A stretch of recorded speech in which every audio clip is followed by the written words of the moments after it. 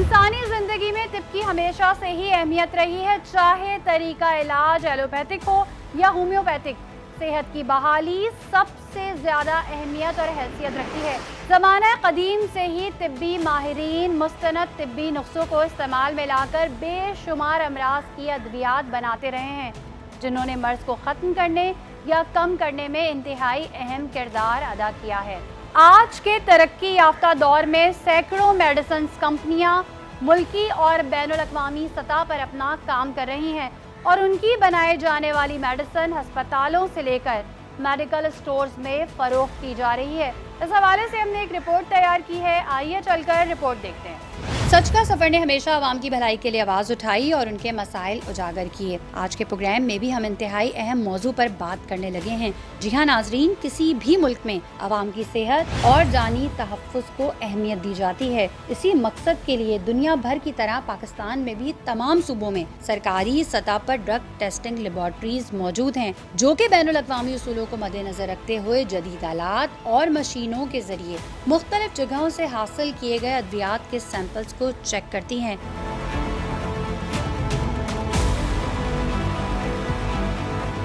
जो के दौरान इंस्पेक्शन ड्रग इंस्पेक्टर कलेक्ट करते हैं। जब हम विजिट करते हैं तो जनरल मेडिसिन है, हमें पता है कि चल रहा है। जहाँ पे थोड़ा सा कोई ट्रैक हटता है तो फिर हम उसकी चेन बनाना शुरू करते हैं कि ये कहाँ से आ रहा है। हमें ड्रग इंस्पेक्टर ने बताया कि किस तरीके से कराची के एक इलाके में इंतजामिया के नाक के नीचे धड़ल्ले से इंडिया की बैन अद्वियात की न सिर्फ तैयारी की जा रही थी, बल्कि वो अद्वियात मार्केट में सप्लाई हो रही थी। ये बन रही थी सऊदाबाद के अंदर, एक घर के अंदर। हमने उसको सारी मेडिसिन उनकी पकड़ी हैं, टैबलेट्स की जो सेमी फिनिश फॉर्म में थी, रॉ मटेरियल था, फिर हमने टेस्टिंग के लिए भेजी। इदारों की बात की जाए तो पाकिस्तान में सेहत के शोबों से मुताल्लिक मुतअद्दिद ऐसे इदारे मौजूद हैं जो बड़ी और छोटी फार्मास्यूटिकल कंपनीज को न सिर्फ रजिस्टर्ड करते हैं बल्कि उनकी अद्वियात के मयार को चेक करते हैं, मगर उसके बावजूद जान बचाने वाली अद्वियात से लेकर बुखार तक की अद्वियात मार्केट से गायब हो जाती हैं, बल्कि उनकी जगह जाली, ममनू और अनरजिस्टर्ड अद्वियात की मार्केट में खुलेआम तरसील की जाती है। सारी दुनिया की तरह पाकिस्तान में भी मुख्तलिफ लोकल और मल्टीनेशनल कंपनियों में बनने वाली अद्वियात के मेयार को जांचा जाता है। इस मकसद के लिए तमाम सूबों में सरकारी सतह पर ड्रग टेस्टिंग लेबॉर्ट्रीज मौजूद हैं जो अपनी जिम्मेदारियां निभा रही हैं, और हर सूबे में ड्रग्स इंस्पेक्टर तैनात हैं जो हर चीज़ पर नज़र रखते हैं और सैंपल्स कलेक्ट करते हैं ताकि हस्पताल और मेडिकल स्टोर्स पर गैर मेयारी दवाएं और गैर कानूनी काम की रोकथाम मुमकिन हो सके।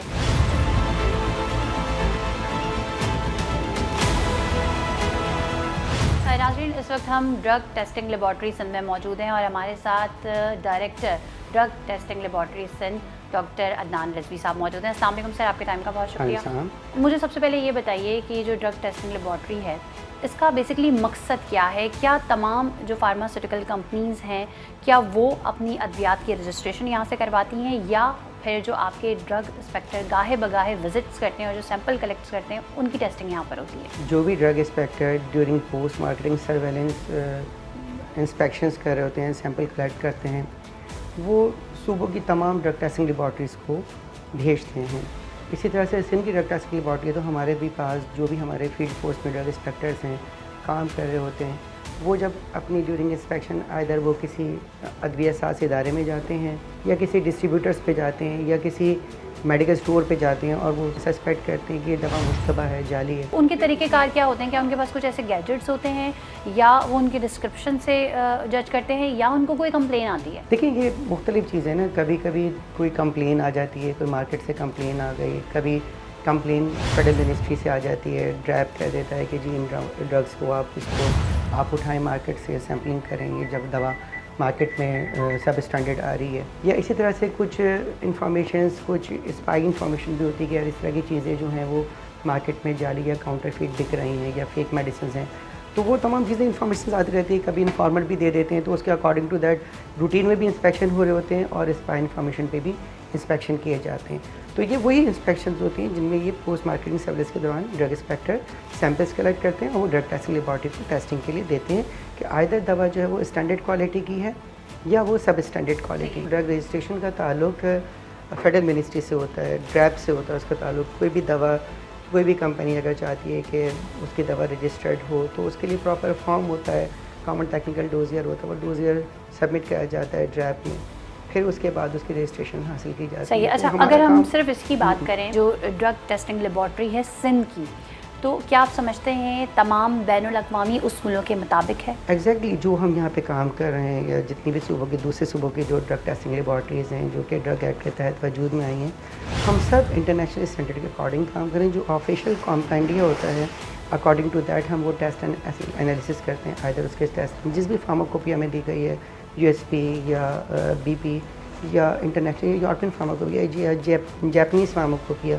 तो जो भी ऑफिशियल कंपेंडिया उसको फॉलो करते हुए सही। कोई भी सैंपल जब आपको जो ड्रग इंस्पेक्टर्स विजिट्स पे जाते हैं और आपको कलेक्ट करके ला के देते हैं, कितने दिन में कम से कम जो है वो रिपोर्ट आ जाती है? हाँ, ये बहुत अच्छा सवाल है आपका। देखें, हमारे यहाँ जो भी चीज़ें हैं ना, वो ड्रग एक्ट जो है उसमें टाइम लिमिट दी हुई है, मतलब इंस्पेक्टर को भी बाउंड किया है, लेबॉर्ट्री को भी बाउंड किया गया है कि जी अगर जिस तरह से कोई भी drug inspector samples during marketing survey उठाता है, मार्केट के सर्वे के दौरान या रेड किया उसने या रूटीन इंस्पेक्शन का वो सैंपल वो उठाता है, तो सैंपल उठाने के बाद वो बाउंड है कि वो 7 डेज़ के अंदर वो सैंपल को डिस्पैच कर देगा लेबॉर्ट्री में, बोर्ड में, और जो उसका जो जहाँ से उसने सैंपल लिया उसको रिस्टोर करेगा। तो वो उसके सैंपल के पोर्शन बनते हैं अकॉर्डिंग टू ड्रग एक्ट, ठीक है। तो उसमें उसका प्रोसीजर दिया है सेक्शन 19 में, तो वो 7 डेज़ के अंदर हमें भेजेगा और हम बाउंड हैं एज ए लेबॉर्ट्री के उसकी टेस्ट एंड एनालिसिस कर दें अंडर सेक्शन 22 के तहत विदिन 60 डेज़। जिस चीज़ की डिमांड ज़्यादा बन जाती है उसके जो है ना रेप्लिका आना शुरू हो जाते हैं। सर दर्द की या बुखार की गोली है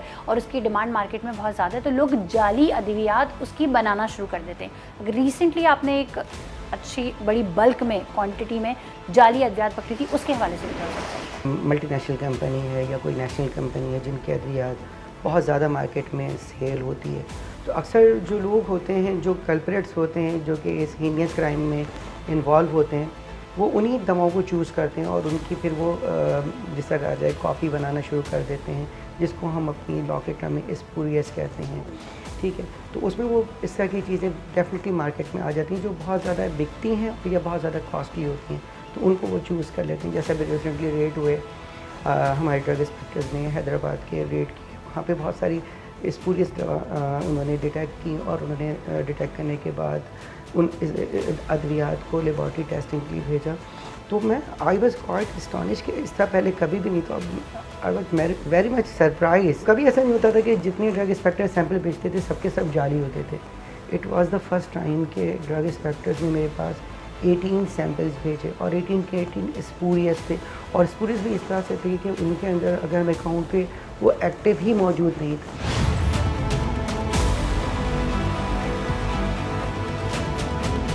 जिसके लिए वो मेडिसिन प्रिस्क्राइब की जाती है जो लेबल क्लेम करता है, और अनफॉर्चुनेटली वो तमाम उसमें वो एंटीबायोटिक्स थी, वो अद्वियात थी जो कि लाइफ सेविंग्स होती हैं और जो लास्ट ड्रग ऑफ चॉइस के तौर पे दी जाती हैं। फॉर एग्जांपल अगर मैं आपको दिखाऊं, जैसे ये बहुत ही इफेक्टिव एंटीबायोटिक है जो कि लास्ट ड्रग ऑफ चॉइस के तौर पे दी जा रही थी, जिसका एक्टिव होता है टिज़ोपेक्टम। तो जो शख्स मौत और ज़िंदगी की कश्मकश में जूझ रहा होता है तो ये उसकी जान बचाने के लिए दी जाती है, लेकिन ये स्पूरियस इसी तरह से मेरोपेनम इसका एक्टिव डोज है, तो इसके अंदर मेरोपेनम ही मौजूद था। और इनकी कॉस्ट बेसिकली क्या होती है, मुझे थोड़ा सा ये भी बताइए। 2 से 2,500 रुपये के इंजेक्शन हैं, और जिसको ये इस तरह से बेच रहे हैं लोगों के लिए, इसके अंदर कुछ भी मौजूद नहीं है। जो इनकी प्रिस्क्रिप्शंस होती हैं, जो उनका एड्रेस होता है, क्या वो भी सेम टू सेम कॉपी होता है या फिर इन लोगों को पकड़ना आसान होता है? इस पूरी दवा बनाने वाले लोग हैं ना, या जो इस क्राइम में मुलविस होते हैं, वो कॉपी करते हैं, इसके लेबल की भी, इसके कार्टन की भी, इसके स्ट्रिप्स की भी कॉपी कर लेते हैं। अगर वाइल बन रही है तो उसकी वाइल की भी कॉपी करते हैं कि इस तरह का वाइल। ऐसे लोगों को पकड़ना कितना मुश्किल होता है? जी, मुश्किल तो बहुत होता है ज़ाहिर इस क्राइम में, लेकिन हमारे लोग काम कर रहे हैं और जहाँ तक कोशिश होती है काम, देखिए ये भी अभी तो भी रेट का ही से ही रिकवर हुई है तमाम चीज़ें। तो जब इस तरह की मेडिसिन आती है तो फिर जाहिर सी बात है ड्रग टेस्टिंग लेबॉर्ट्री की भी जिम्मेदारी होती है कि वो जल्द से जल्द ऐसी मेडिसिन की रिपोर्ट दें ताकि इसके खिलाफ प्रॉपर तरीके से कार्रवाई की जा सके। लेकिन ये तो एक रेट के सैंपल्स थे, वैसे इनको बहुत ज़्यादा क्रिटिकली देखना था और टेस्ट करना था। हमने यहाँ तक सुना कि अभी बीच में कुछ ऐसी मेडिसिन भी पकड़ी गई जो कि बुखार के लिए इस्तेमाल होती हैं। आपको पता है कि अभी इस वक्त मुल्क में डेंगू ने वबा की सूरत हाल इख्तियार की हुई है, मलेरिया फैला हुआ है, उसके अलावा कोविड से भी अभी हम मुकम्मल तौर पर निजात नहीं पा सके हैं, टाइफाइड है। इन तमाम चीज़ों में ज़्यादातर जो अद्वियात यूज़ होती हैं जो कि बुखार कम करने की होती है, हमने देखा कि उसके भी सैंपल्स पकड़े गए और उसमें चूना मिलाया हुआ था। सरप्राइजिंग ये कि जो जिस तरह के आपने क्वेश्चन किया मुझसे कि जी उसमें क्या चीज़ें मौजूद थी, तो जब हमने उनको टेस्ट किया ना कि डेफिनेटली जैसे हमने कहा कि जी मल्टी ड्रग रेजिस्टेंट में जो अद्वियात यूज़ की जा रही होती है उसमें कम्बिनेशन होता है कि आपके भी दिया जाता है इंजेक्टेबल में और साथ साथ भी कम्बिनेशन दिया जाता है हाई डोजेस में ताकि इसको क्योर किया जा सके। अनफॉर्चुनेटली उसके अंदर जो अद्वियात हमारे पास टेस्टिंग किए हैं तो उसमें वो सिप्रोफ्लॉक्सासिन मौजूद नहीं था, उसकी जगह वहाँ पे कुछ और मौजूद था, कैल्शियम कार्बोनेट मौजूद था, या अगर हम कहें कि मेरोपेनम जो उसका एक्टिव है उसकी जगह उन्होंने सेफ्ट्राइक्सोन डाला हुआ था, डिफरेंट मतलब उससे लो कैटेगरी की या कहा जाए कि थर्ड जनरेशन एंटीबायोटिक यूज़ की जा रही थी, जबकि वहाँ पे वो इफ़ेक्टिवनेस उसका रिज़ल्ट वो उस एंटीबायोटिक का देता है जो कि मेरोपेनम का, क्योंकि वो जो आप क्या समझते हैं इसकी रोकथाम कैसे हो सकती है? क्योंकि अगर आम दुकानों पे ये चीज़ें मिल रही हैं तो पब्लिक तो देखिए वहाँ से लेके जा रही है, अब क्या ऐसी इसकी रोकथाम होनी चाहिए कि ये इस तरह की जो मेडिसिन हैं, जो स्पूरियस मेडिसिन हैं, वो शॉपकीपर्स तक पहुँचे ना, क्योंकि अगर शॉपकीपर्स तक नहीं पहुँचेंगी तो पब्लिक तक नहीं पहुँचेगी। अगर उन अद्वियात में वो एक्टिव मौजूद नहीं है या उस एक्टिव की जगह कोई दूसरी एंटीबायोटिक मौजूद है, और वो एंटीबायोटिक आपको पता है कि कोई भी डॉक्टर कोई पेशेंट अगर हॉस्पिटलाइज होता है या अगर उसका फीवर नहीं उतरा 4 से 5 दिन तक, तो डॉक्टर कहते हैं कि जिसका कल्चर करवा लिया जाए। जब वो कल्चर की CS की रिपोर्ट आती है तो पता चलता है कि वो एंटीबायोटिक तो उसमें रेजिस्टेंट है कि जी उसको दूसरी एंटीबायोटिक दी जाए जो कि लास्ट ड्रग ऑफ चॉइस के तौर पर या मल्टी ड्रग रेजिस्टेंट में यूज़ होती है, जैसे मैंने आपको कहा मेरोपेनम है या कोलिमाइसिन है या पिप्रासिनोटोज़ोबैक्टम का कम्बिनेशन है वो दिया जाता है, तो वो होते हैं वो ससेप्टेबल है। अब वो मौजूद ही नहीं है तो वो दवा तो इफेक्टिव होगी नहीं ना, तो ज़ाहिर है वो एक जो काबिल इलाज मर्ज था नाकाबिल इलाज होता जा रहा है। इसी वजह से टाइफाइड के केसेस भी ख़राब हो रहे हैं। ये तो टाइफाइड की बात हुई, उसके अलावा भी बहुत सारी ऐसी चीज़ें, सिंपल सी चीज़ें, पेन किलर है डिक्लोफेनिक सोडियम, उसके अंदर डिक्लोफेनिक मौजूद नहीं है। इसी तरह से मेरे पास और भी एंटीबायोटिक के अलावा भी दूसरी में एल्प्राजोलम लोग नींद के लिए एंजाइटी के तौर पे एंटी डिप्रेसेंट का यूज़ करते हैं, वो भी एल्प्राजोलम मौजूद नहीं था। आपकी जो रिपोर्ट इशू होती है तो उसके बाद क्या कार्रवाई अमल में लाई जाती है? देखिए जैसे ही हमारी रिपोर्ट इशू होती है वो इंस्पेक्टर्स के पास जाती है, ड्रग इंस्पेक्टर्स अपनी इन्वेस्टिगेशन जो पहले से कर रहा होता है वो इस रिपोर्ट के बाद उस रिपोर्ट को उसके वारंटी के पास भेजेगा, वो एक चेन बनाते हैं ना। सही। अच्छा, जो दुकानदार स्पूरियस मेडिसिन बेच रहे होते हैं क्या उनके खिलाफ भी कार्रवाई होती है या वो फिर वो कह के बरियों ज़िम्मा हो जाते हैं कि नहीं जी पीछे से हमें ये आई है? नहीं, देखिए वो दुकानदार जब ज़्यादा रिस्पॉन्सिबल होता है जब उसके पास बिल वारंटी नहीं होता। मैं आपको एक और मैसेज भी देना चाहूँगा अपने लोगों को, आवाम को अवेयरनेस के लिए कि खुदारा जो हमारे जो डिस्ट्रीब्यूटर्स हैं या जो हमारे मेडिकल स्टोर्स के लोग हैं, जो मेडिकल स्टोर जो मालकान हैं, उनके लिए कि अगर आप जो भी दवा रखते हैं ना खुदारा आपके लिए ये एक छोटी सी चीज़ आप करने प्रैक्टिस में लिया है कि without bill oblique invoice with warranty कोई दवा ना लें। अगर आप बिल इनवाइस नहीं लेते, बिल वारंटी नहीं लेते तो डेफिनेटली जाली अद्वियात आ जाती हैं मार्केट में, जाली भी आ जाएंगी। सही है। कुछ फिजिशियन सैंपल्स भी मार्केट में बिक रहा होगा। थोड़े से पैसे बचाने के लिए अगर आप इस तरह का कोई काम करेंगे तो आप ये समझ लें कि आप जो मसहिहाई का काम है ना बेसिकली वो ख़राब करें, क्योंकि हमने तो अपने बड़ों से हमेशा यही सुना है ना कि सेहतमंदी तंदुरुस्ती जो है वो 1000 नेमत है, और अगर ज़ाहिर सी बात है दुख बीमारी सबके साथ, अगर कोई बीमार होता है और वो उसके बाद वो तमाम अपने एफर्ट्स कर रहा है, वो डॉक्टर्स के पास भी जा रहा है, दवाई भी खा रहा है, लेकिन वो दवाई असर नहीं कर रही इसलिए क्योंकि वो जाली दवाई है। नाज़रीन, हम सिंध ड्रग टेस्टिंग लेबॉर्ट्री का भी विज़िट करेंगे और आपको भी विज़िट कराएंगे, कहीं मच आएगा इस ब्रेक के बाद।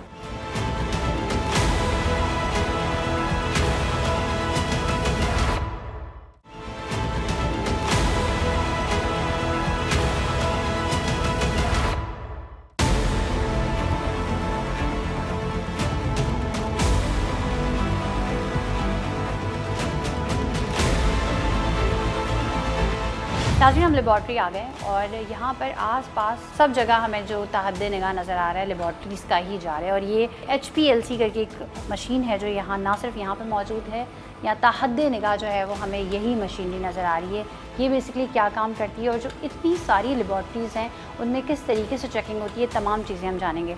अच्छा, मुझे बताएं कि एक तो ये HPLC ये किस तरह से काम करती है, दूसरा जब हम यहाँ आ रहे थे आप स्पेसिफिकली हमें इस लेबॉर्ट्री में लाए, लेकिन जबकि हमें आसपास ये तमाम लैब्स नज़र आ रही हैं। देखिए ये एक बहुत ही बेसिक इक्विपमेंट है किसी भी ड्रग को टेस्ट और एनालिसिस करने के लिए, और इसकी बेसिक टेक्निक ही यही होती है कि जिस अपने नाम से भी आपने देखा कि हाई परफॉर्मेंस लिक्विड क्रोमेटोग्राफी।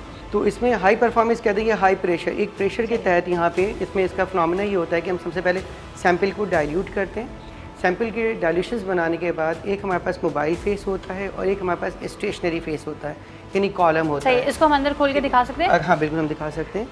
तो इसमें सैंपल्स होता है, ठीक है जी। सैंपल्स बना के हम इस पर लगाते हैं। ये आउटर सैम्पलर है और ये CFR 21 कंप्लाइंट भी है, जो कि FDA की रिक्वायरमेंट है। तरीकेकार क्या होता है? जैसे अभी हमें ये नज़र आ रहा है, तो इनमें हम सैंपल्स जी ठीक है, इसमें मेडिसिन है, इसमें जैसे डाइल्यूशंस बनाई को सैंपल्स बनाया, ये सैंपल, इसके बाद इसमें मोबाइल फेस लगे हुए हैं। अब आइदर उसकी क्या उसकी जो मेथड ऑफ टेस्टिंग में दिया है कि जी मेथनॉल यूज़ करना है, नाइट्रेट यूज़ करना, नाइट्राइल यूज़ करना है, या इसके साथ इसको और कोई बफर यूज़ करना है। तो उसके साथ इसके मोबाइल फेस के साथ इसको रन किया जाता है, पास किया जाता है कॉलम के अंदर से, जो कि स्टेशनरी फेस होता है। प्रेशर पंप होता है, जो पंप होता है जिसकी अगर हम देखा जाए तो यूनिट अगर उसका हम चेक करें तो 5880 या 6000 तक, या 6000 से ज़्यादा भी, समटाइम 9000 PSI पे भी काम कर रहे होते हैं वो। तो उसके ऊपर उस पर प्रेशर जनरेट किया जाता है, और प्रेशर जनरेट करने के बाद वो पंप से प्रेशर होता है जिसके से वो मॉलिक्यूल उसको तोड़ता है, ब्रेक करता है। कोई भी मॉलिक्यूल को अगर हम उसकी कंसनट्रेशन को चेक करना चाहते हैं कि अगर पैरासीटामॉल है, टैबलेट है, या सिरप है, या इंजेक्शन है, उस पर वो क्लेम कर रहा है कि इसमें 500 मिलीग्राम मौजूद है या 250 मिलीग्राम मौजूद है, और कहता है कि जो फला इंग्रेडिएंट मौजूद है, जैसे पैरासीटामॉल है, सेफ्ट्राक्सोन है, सिफोटैक्सिम है, सेफ्राडीन है, एमॉक्सिसिलिन है, या मेफेनेमिक एसिड है, जो भी उसके अंदर एक्टिव मौजूद है उसको हम देखना चाहते हैं, तो उसकी डाइल्यूशंस बना के उसका मोबाइल फेस रन किया जाता है according to that official compendia जो कि उसको फॉलो कर रहा है, जिसके तहत हम काम कर रहे हैं। उसके तहत फिर हम इसको रन करते हैं, लगाते हैं, फिर उसमें बताते हैं कि इसकी पोटेंसी कितनी है। तो पोटेंसी देखने के लिए, पोटेंसी कैलकुलेट करने के लिए कि आइदर वो जो क्लेम कर रहा है जी बिल्कुल ठीक है, इसमें वो उसमें क्रोमेटोग्राम आ जाता है, उसके मुताबिक अकॉर्डिंग टू दैट हम इसमें बताते हैं कि जी अगर ये क्लेम कर रहा है तो इसके अंदर 500 मिलीग्राम की टैबलेट है, तो 500 मिलीग्राम इसके अंदर मौजूद भी है या नहीं है। जो उसकी एक रेंज दी हुई है जो फार्माकोपिया में कि 90 से 110 या 85 से 105 या 95 से 105, अगर उसके बियॉन्ड जा रहा होता है तो वो कहते हैं कि ये सैंपल सब स्टैंडर्ड है, तो सैंपल उसका स्पूरियस हो जाता है, जाली हो जाता है। तो इसकी मशीन का बहुत इंपॉर्टेंट काम है, और ये किसी भी फार्मा के लिए बहुत इंपॉर्टेंट एक टूल होता है जो कि दवा को टेस्ट करने के लिए इस्तेमाल किया जाता है। HPLC नहीं, डिसोल्यूशन अपरेटस भी है, GC भी है, एटॉमिक एब्जॉर्प्शन भी अभी आप देखेंगी। इसके साथ साथ हमारे पास HPLC भी है जो कि हर्बल ड्रग्स की टेस्टिंग के लिए इस्तेमाल किया जाता है। और इसके साथ साथ हमारे पास यहाँ तो HPLC हमारे पास UV विज डिटेक्टर के साथ है, जबकि हमारे पास एक HPLC अलग भी है जो कि हमारे पास UV के साथ साथ उसमें PD डिटेक्टर भी है, जो कि अगर कोई पीक छुपी हुई होती है, जिस तरह से एक PIC का वाक़या हुआ था पंजाब में, तो वो पीक उसकी नज़र नहीं आ रही थी। तो अल्हम्दुलिल्लाह वो तमाम चीज़ें अब लेबॉर्ट्री हमारी जो वेल इक्विप्ड है। नाज़रीन यहाँ पे हमारे साथ एनालिस्ट पे मौजूद हैं, इनसे भी बात करते हैं। अच्छा, डेली बेसिस पे कितने सैंपल्स यहाँ पर आते हैं? हमारे पास जो है ना अलग अलग तरह के सैंपल होते हैं, जो है ना हमारे पास एक भी होता है, कभी हमारे पास जो है ना 8-9 भी सैंपल हो जाते हैं हमारे पास। कितना ध्यान रखना पड़ता है जब उनको टेस्ट कर रहे होते हैं? यही जो है ना एक्टिव आप पे वो करता है, डिपेंड एक्टिव इंग्रेडिएंट कौन सा है, उसके अंदर एक है या फिर एक से वो है ऊपर है। अगर वो एक इंग्रेडिएंट है तो फिर वो एक दिन में एक होता है, अगर वो एक से ऊपर है तो फिर वो एक जो है ना वो आपके पास जो है ना हफ्ता भी ले लेता है। किसी भी मेडिसिन की चेकिंग को कितने मराहल से गुजरना पड़ता है? इंस्ट्रूमेंट्स होते हैं अलग अलग, उस पर हम लोग जो है वो करते हैं। वो डिपेंड ऑन के आपने उसमें चेकिंग क्या करनी है, वो उस पर डिपेंड। बिल्कुल। नाज़रीन, अब हम दूसरी लैब में आ गए हैं और यहाँ पे कौन कौन से इक्विपमेंट हैं, इनसे किस तरीके से काम लिया जाता है, ये हमें बताएंगे अदनान साहब। अब जिस तरह से हमने देख लिया कि दवा की पोटेंसी क्या है, पोटेंसी कितनी, उसके बाद उसके इंपॉर्टेंट चीज़ होती है कि दवा डिसइंटीग्रेट भी हो रही है या नहीं हो रही। तो डिसइंटीग्रेट के लिए डिसइंटीग्रेशन टेस्ट अपरेटस हमारे पास मौजूद है, जिसमें डिसइंटीग्रेशन देखते हैं। हर ड्रग का डिफरेंट डिसइंटीग्रेशन टाइम होता है कि दवा ने बॉडी के अंदर जाने के बाद डिसइंटीग्रेट भी हुआ है या नहीं हुआ। ठीक है ना, इंपॉर्टेंट चीज़ है ना, आपने दवा ले लिया, टैबलेट ले लिया, वो डिज़ोल्व ही नहीं हो रहा, फिर उसके साथ साथ उसका डिसोल्यूशन भी देखते हैं कि डिसइंटीग्रेट तो रहा है, क्या वो डिज़ोल्व भी हो रहा है बॉडी के फ्लूइड के अंदर या नहीं हो रहा। तो डिसोल्यूशन का यही फंक्शन होता है कि उसके अंदर वही मीडिया रखा जाता है, जो बॉडी के अंदर मीडिया होता है, जो बॉडी के अंदर एसिडिक फ्लूइड है, जितना उसका pH होता है, इसके अंदर टैबलेट्स डालते हैं, उसका डिसोल्यूशन टेस्ट करते हैं। मुख्तलिफ पैडल्स होते हैं इसमें, तो ये उसके according to that type 1 type 2 जो ड्रग्स आती है BCS क्लासिफिकेशन के अकॉर्डिंग, तो उसका डिसोल्यूशन हमें देखा जाता है। वो कहते हैं कि जी इसके अंदर 500 मिलीग्राम मौजूद है, या जिस तरह लेबल क्लेम करता है 100 मिलीग्राम मौजूद है, तो क्या बॉडी के अंदर जाने के बाद वो डिजोल्व भी हो रहा है या नहीं हो रहा। तो अगर डिजोल्यूशन सही नहीं आती, भले से उसका अगर पोटेंसी सही आता है जो हम HPLC पे देखते हैं, तो हम उसको यहाँ पे भी फेल कर देते हैं कि उसने ये पैरामीटर जो है वो उसने कंप्लाई नहीं किया। कोई भी मेडिसिन अगर हम खाते हैं वो कितनी देर में जो है वो डिजोल्व हो जाती है? देखिए मुख्तलिफ टैबलेट्स हैं ना, हर एक का अलग एक टाइम अलग है, टाइम अलग अलग टाइम है। अगर डिस्पर्सेबल टैबलेट खा लेते हैं तो 3 से 4 मिनट में डिजोल्व हो जाती है, तो वो मुख्तलिफ है। अगर इंटायरी कोटेड टैबलेट होगी तो वो तो 30 मिनट्स भी उसका टाइम होता है। इसके बाद जो थर्ड प्रोसीजर होता है वो क्या होता है? ठीक है, ये तो डिजोल्यूशन हो गया। डिजोल्यूशन के बाद आप इसका आउटर सैम्पलर है, आप इसका सैंपल लगा के आप उसका डिजोल्यूशन की आप स्पेक्ट्रोफोटोमीटर से आप देख लेते हैं। अब हम कहाँ आए हैं और ये HPLC है जो हमारे पास वहाँ मौजूद था। बस फ़र्क इतना सा है कि वहाँ पे UV डिटेक्टर थे, यानी डिटेक्शन के लिए, पीक्स के लिए। सही, वो जो हम एक्टिव इंग्रेडिएंट्स चेक कर रहे थे। RI डिटेक्टर भी और PDA डिटेक्टर भी। अच्छा, PDA डिटेक्टर मेन इसका जो काम था, जिस तरह से 2012 में एक इंसिडेंस हुआ था PIC के अंदर कि आइसोरबाइट 500 नाइट्रेट के साथ पैरामीथामीन की आमेजिश हो गई थी, एडल्ट्रेशन हो गई थी। तो वहाँ पे जब ऐसे किया जा रहा था, ऐसे लगाया जाता था, UV डिटेक्टर मौजूद था उस टाइम, तो उससे अगर टेस्ट किया जा रहा था तो सिर्फ वो आइसोरबाइट की पीक आ रही थी और पैरामीथामीन की पीक उसमें हाइड हो रही थी। तो ये फोटो डायोड एरे डिटेक्टर है जो कि 3 डायमेंशन, जिसे हम कहते हैं, जैसे मूवीज चलती है सिनेमा में, तो 3 डायमेंशन पीक्स भी दिखा देता है और जो छुपी हुई पीक थी वो भी आ जाती है। तो अगर उसमें कोई पैरामीथामीन या कोई जिस तरह से कोई दूसरी इम्प्योरिटी मौजूद है तो वो उसमें आइडेंटिफाई हो जाएगी। और ये कब आया? ये अभी हमारे पास, अभी हमने रिसेंटली इसको रिवैम्प किया लेबॉर्ट्री को, तो अल्हम्दुलिल्लाह हमने तमाम लेटेस्ट इक्विपमेंट मशीनरीज ले ली। ये 2020 में हमने इसको रिवैम्प कर लिया। चलिए जी, ये LC-MS है,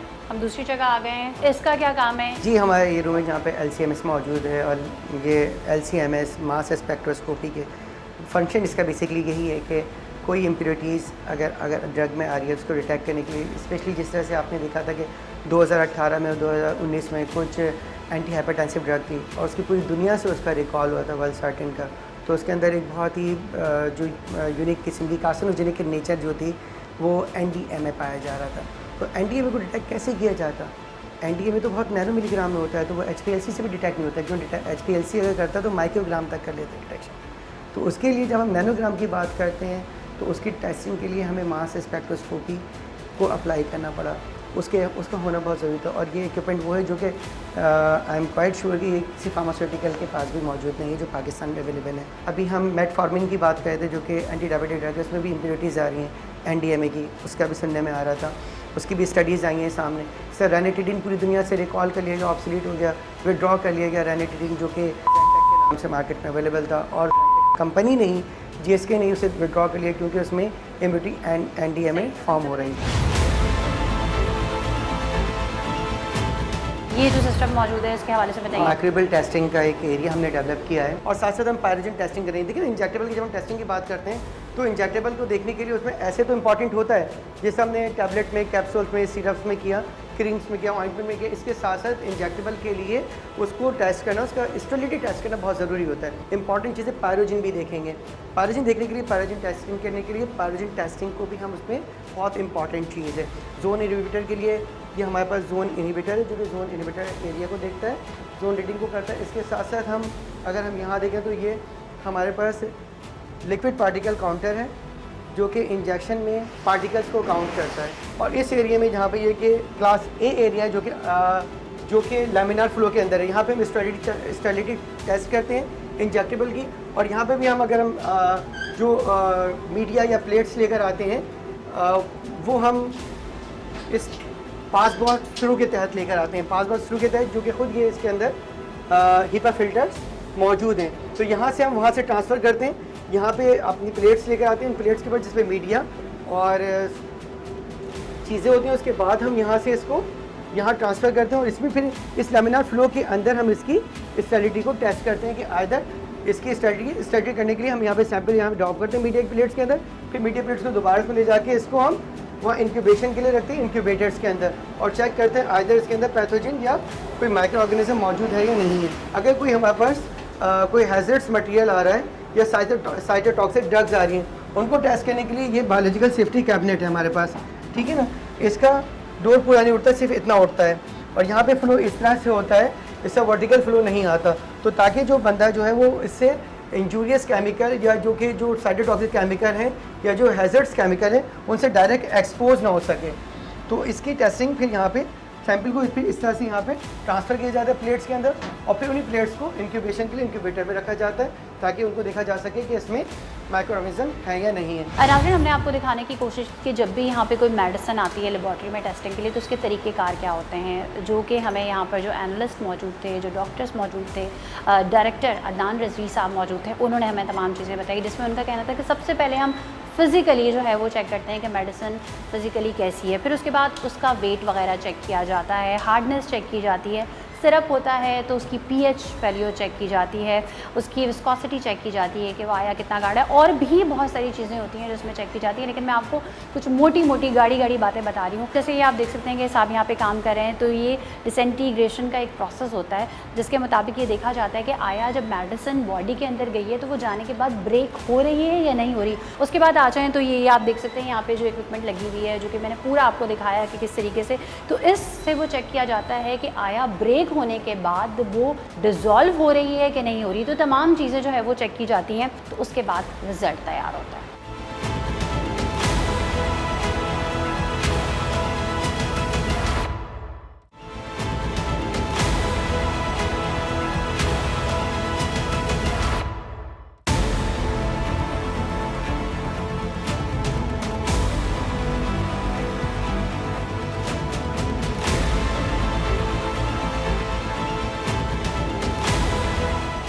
नाज़रीन, इस वक्त हमारे साथ drug inspector Karachi doctor Tahir Khanzada मौजूद हैं, जिनको 17 साल हो गए हैं इस फील्ड में ना। अस्सलाम वालेकुम। अच्छा, मुझे बताएं ताहिर, चूँकि 17 साल हो चुके हैं, तो 17 साल में आपने बहुत सारी ऐसी चीज़ें देखी होंगी जिनको अक्ल तस्लीम नहीं करती, क्योंकि अगर अद्वियात की बात की जाए तो बेसिकली ये भी मिसिहाई की शोबे का, क्योंकि इससे लोगों को शफा मिलती है। तो अभी रिसेंटली आपने कोई इस तरह का ऑपरेशन किया है? जी हाँ, बिल्कुल। रिसेंटली हमने अभी पुलिस के साथ और असिस्टेंट कमिश्नर साहब के साथ मिलकर सऊदाबाद के अंदर एक ये जो टेबलेट्स हैं, इंडियन रिलीफ टेबलेट हैं, इंडियन क्लेम्ड हैं, और ये बन रही थी सऊदाबाद के अंदर एक घर के अंदर। हमने उसको सारी मेडिसिन उनकी पकड़ी हैं, उनकी टेबलेट्स की जो सेमी फिनिश फॉर्म में थी, रॉ मटेरियल था, फिर हमने टेस्टिंग के लिए भेजी। क्योंकि एक तो ये जब इंडिया से आई थी काफ़ी साल पहले, तो हमने जब ही इनको बैन करार देके काफ़ी कार्रवाई की थी, मगर रिसेंटली हमें पता चला कि दोबारा मार्केट में कहीं से बन गया है। ये कह ही रहे हैं कि ये इंडिया से आ रही है, यानी कि रजिस्टर्ड ये वहाँ पर अगर आप होगी। पढ़ेंगे इसमें तो एड्रेस वगैरह सब इंडिया का दिया हुआ है, लेकिन ये बन यहाँ सऊदाबाद में रही। सही है। तो फिर हमने इसके ऊपर छापा पुलिस के साथ मिलकर सही। मारा था। आपको आपके पास खुफिया इत्तलात की इस हवाले खुफिया से इत्तलात तो या कोई कंप्लेन पुलिस आई? ने हमें थोड़ा सा एक साथ रखा हुआ था। सही है। ये मेडिसिन होती किस चीज़ के लिए? ये वैसे तो पेन रिलीफ के लिए, मगर जब ये अपने ओरिजिनल फॉर्म में आ रही थी आज से काफ़ी अर्सा पहले, तो ये बहुत हाईली सेडेटिव थी। लोग बहुत ज़्यादा नशे की तरफ इसकी तरफ जा रहे थे। इलीगली आ रही थी तो उसको बंद किया गया। अब ये जब बनकर आई, इसकी टेस्टिंग करवाई तो स्पूरियस हो गई। स्पूरियस का मतलब ये कि कोई एक्टिव इंग्रेडिएंट जो क्लेम कर रहे हैं वो कोई भी मौजूद नहीं था। यानी कि किसी भी किस्म का कोई रिलीफ ये नहीं दे सकती। कोई तो नहीं। फिर क्या इसकी रिपोर्ट में क्या आया? इसमें जो इंग्रेडिएंट्स थे वो क्या थे? एज सच कोई एक्टिव इंग्रेडिएंट नहीं है, यानी ये बेज़रर बस है। ये बेज़रर है, क्लेम्ड है, मगर ये चीज़ सही नहीं है। और फिर हमारी मिनिस्ट्री हेल्थ हैं, हमारे मिनिस्टर हेल्थ साहिबा हैं, सेक्रेटरी हेल्थ साहिबा, तो सारी रिपोर्ट्स देखते हैं, हर तरह से उनकी एक मॉनिटरिंग टीम है। हम भी उसके अंदर सारा काम करते हैं। हमारी ड्रग टेस्टिंग लेबॉर्ट्री उसका एक पार्ट है जो एक प्रोसेस से गुजरते हैं। देन वो डिसाइड होता है कि FIR कटवानी है, ड्रग कोर्ट के अंदर जाने, ये एक नॉर्मल प्रोसीजर हमारा है। तो फर्स्ट फेज़ उसका हो गया है। FIR पुलिस ने उनकी काटी है, 4 लोग अरेस्ट हुए थे। अब हमारी तो एज अ ड्रग इंस्पेक्टर जो हमारा फर्स्ट फेज़ है कि वो स्पूरियस हो गई हैं।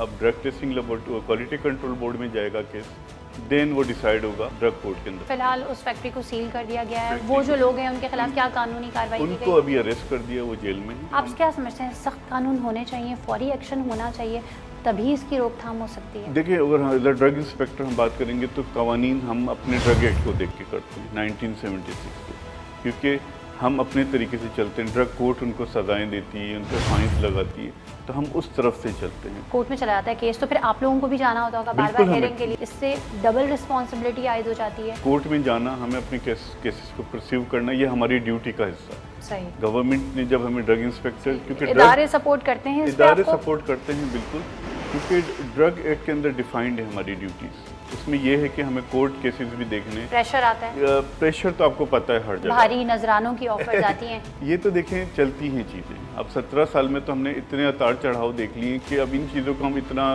फेज भी नहीं करते। आते हैं फ़ोन, आते हैं बहुत सारे फ़ोन, धमकाया जाता है।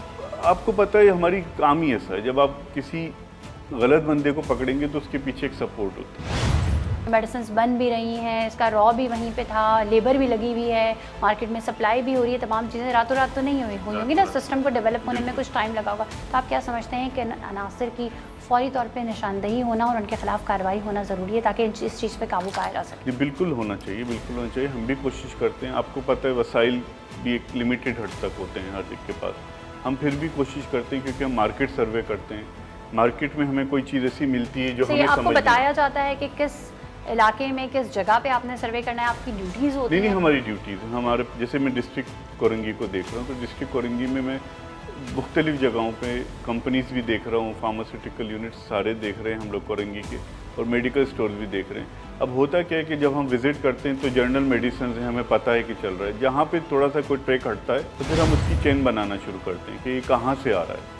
फिर हम थोड़ा सा कोशिश करते हैं कि उस तक पहुँचे रूट काज तक। 17 साल के करियर में आपने कोई ऐसी चीज़ देखी हो जो आप हमारे नाजरीन को बताना चाहते हैं? नाज़माबाद में एक हकीम साहब के यहाँ बड़ा रेड किया था, जो वियाग्रा वगैरह को मिलाकर दवाइयाँ बना रहे थे। वो हकीम तो थे, उन्होंने तो वैसी ताकत के और यूनानी उन्होंने मिक्स करके अपनी पेस्ट क्रीमों में, सोर्स क्या थी उनकी? वो टैबलेट्स लेके क्रश करके अपने पेस्ट बना के दे रहे थे। मगर क्योंकि अब लोग को ये है कि थोड़ा सा भी कहीं फायदा होने लगता है तो सब दौड़े फिर उसी तरफ जाते हैं। ये नहीं देखते कि उनके जिस्म पे उसका क्या असर हो रहा है, क्या नहीं असर हो रहा है। क्या साइड इफेक्ट्स हो सकते हैं? हार्ट पेशेंट्स को बहुत ज़्यादा पल्पिटेशन, अटैक्स भी हो सकते हैं, हार्ट अटैक्स हो सकते हैं, फालिज भी हो सकता है, क्योंकि ब्लड प्रेशर बहुत इंक्रीज हो जाता है इन सब चीज़ों से।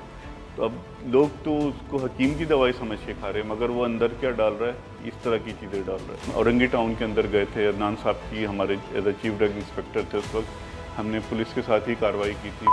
सिर्फ कूलर में भर के, हकीम ही था वो भी, वो कूलर में तैयार करके कूलर से फिल हो रहा था, कूलर से ही फिल कर रहे थे। और छोटे से घर में बिल्कुल ही रिमोट इलाका था और हमें रेजिस्टेंस भी हुई। काफ़ी लोग, आपको पता है कि जब आप ऐसे इलाके में काम करते हैं तो काफ़ी लोगों को पता होता है कि वहाँ क्या हो रहा है। क्या पब्लिक को हमारी मैसेज देंगे जो शायद ये समझती है कि डॉक्टर से बेहतर हकीम की दवाई होगी? सबसे पहले तो ये कि वो सेल्फ मेडिकेशन, हमारे यहाँ सेल्फ मेडिकेशन का है कि मैं सही हो गया तो मैं 10 लोगों को भी इलाज कर देता हूँ। हाँ। हमें नहीं पता कि दूसरे को और क्या मसाइल हैं जो मेरी दवाई से उसके लिए क्या एडवर्स इफेक्ट हो सकते हैं, साइड इफेक्ट्स हो सकते हैं। दूसरा चीज़ खरीदे तो एक प्रॉपर जगह से खरीदें, एक प्रॉपर डॉक्टर की प्रिस्क्रिप्शन के ऊपर दवाइयाँ इस्तेमाल। अक्सर जो मेडिसिन उनको प्रिस्क्राइब की जाती हैं वो मार्केट में शॉर्ट होती हैं। कुछ तो ऐसी हैं कि जो बिल्कुल वही एज इट इज़ चाहिए। कुछ मेडिसिन के लिए दूसरी कंपनीज भी बनाती हैं, सब्सटीट्यूट्स उनके मौजूद होते हैं।